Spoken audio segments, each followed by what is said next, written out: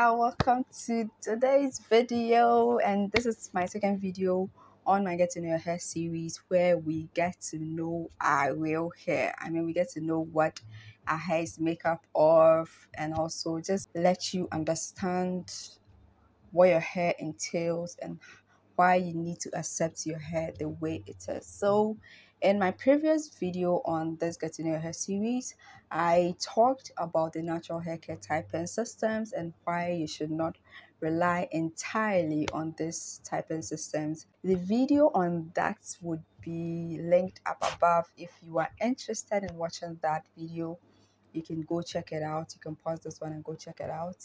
And today we are here to know more about our hair porosity and density, as well as to know if our hair porosity or density gets to change over time. What are the things that influences it, and also how we can just accept our hair. So I believe a lot of you know about hair porosity because the internet is flooded with a lot of info about hair porosity. And if you are someone who does not know what hair porosity is, it is the ability for your hair to absorb water and retain that water.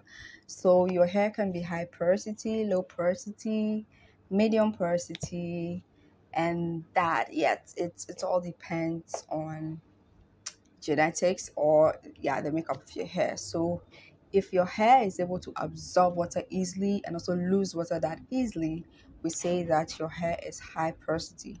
If your hair does not really absorb water really like fast and it takes a longer time for water to get into your hair and out of your hair, we say your hair is low porosity. And if you are in between, where your hair takes in water pretty normally and then you lose that amount of water in your hair pretty normally, we say your hair is medium porosity. So as a natural, or as someone who has natural hair and you are striving to know more about your hair, you definitely need to know about your hair porosity. So now let's come on to hair density. I like this one. What is hair density? So your hair density is actually the number or the amount of hair strands on your hair. Basically, that is what your hair density is. And your hair density can be thick, fine, or in between, medium density. So we can have a medium density hair, we can have a thick density hair, we can have a fine or thin density hair. So personally, I consider myself to be someone with thick density hair because my hair is obviously thick. I know a couple of people who have thin density hair, and so people whose density or hair density is in between. So a lot of people try to get products a lot of people try to get products to increase their hair density. And sometimes when you're referring to growth, people are associating that to density. And I'm here to clear that, to say that your hair density does not really change with product. So you can't have a product that will increase your hair density. That is not possible because your hair density is genetic. So it is what you came out to the earth with, and so you can do anything about it, and no product, absolutely no product, can increase your hair density. But there are a lot of instances where probably you did something to your hair and then it made your hair fall out a lot, which means that the density has reduced. That one, you can, do something about it to bring your hair back to default. But if your hair is naturally thin, I beg of you, you cannot actually do anything to increase that density that you have on your hair. However, your hair porosity can change with time. Now, hair porosity can change because, our hair porosity or our hair strand is coated.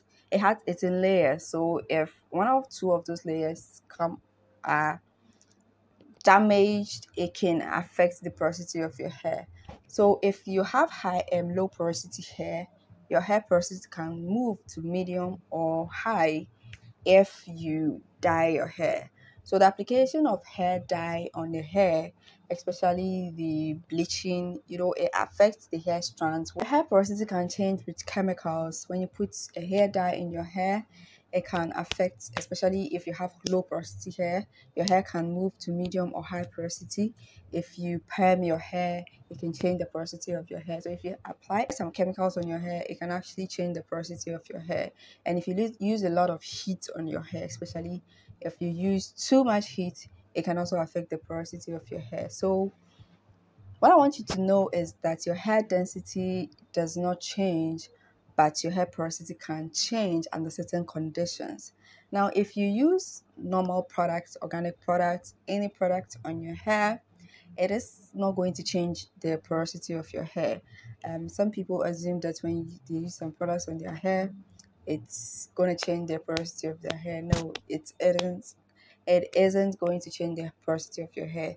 So unless you use chemical, something that will affect the chemical, or let me say something that will affect the overall structure of your hair porosity is not going to change.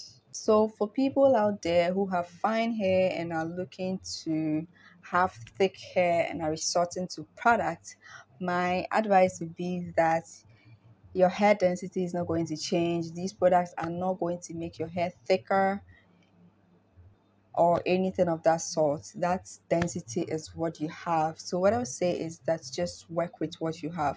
There are a lot of styles that if you have fine hair, you can do to enhance the volume of your hair. There are a lot of styles that you can look into instead of chasing after products, which obviously is not going to do anything. So that's about it for today's video. I hope you learned something new today. And yeah, this is it. You just have to accept what you have and work with it. So I'll definitely see you same time with another video on this series, and I hope you come back to the channel to check out any video that I post out here. And don't forget to subscribe to the channel if you are not yet a subscriber, and also don't forget to like this video. It really helps with YouTube promoting my videos. Thank you so much, and I'll see you same time next week. Until then, as always, do stay blessed.